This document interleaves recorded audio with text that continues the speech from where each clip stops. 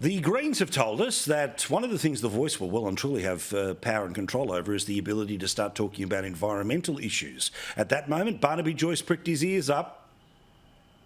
See, this is the greatest con job on the community, your listeners, who obviously are not constitutional lawyers, but that word executive is so dangerous, so dangerous.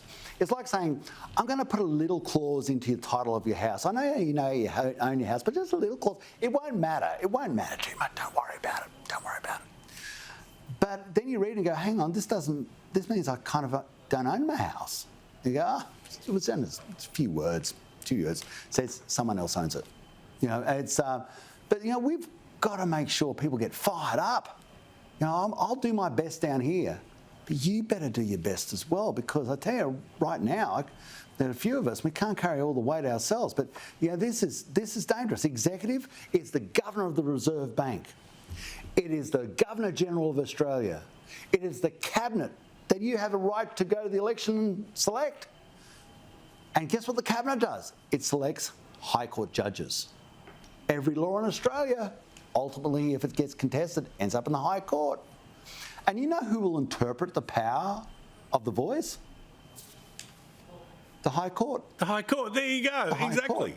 Now, what I think is important for people to understand about all of this, right, is that Albo's defence is all of this is garbage, don't worry about it, I can always overrule it in the end, Parliament can overrule. But what it is actually is an absolute admission that every decision goes through the filter of the Voice. So all the processes, and remember, Albo said it'd be a brave Prime Minister to ever go against the Voice. He has effectively said that organisation will have the say higher than him who finally has the capacity to sign off.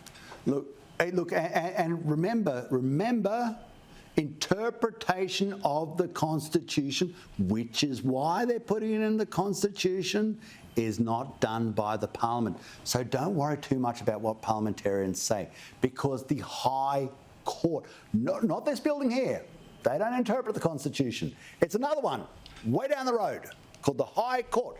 They interpret it. And if they say, well, we disagree with this building here, guess what, folks? They win. They win.